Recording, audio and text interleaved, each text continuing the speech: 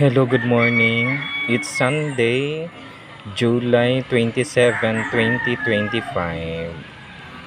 So, kagabi ang lakas ng ulan, may kasamang kidlat. At ngayon, wala na. Pero wala namang baha dito sa Davao, sa aming lugar kasi bukid ito. So, ito ang mga unit. Ang isa ay nagbiyahe ng isa, so early kaayo. So itong natira 1, ito puro ito mga badya nandito, tapos na ito nalinisan,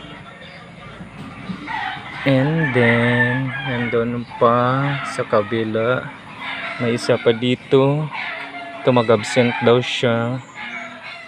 Ito naman kay na-injury yan, tsaka itong na ano yan. So mamaya magkuan na yan sila magbiyahe. So pwede pa madagdagan, may target is 15. So baka hindi na makasya dito ang 15.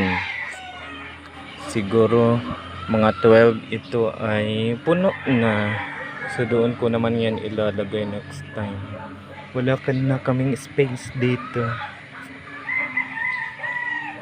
At yun lang, maraming salamat. God bless everyone.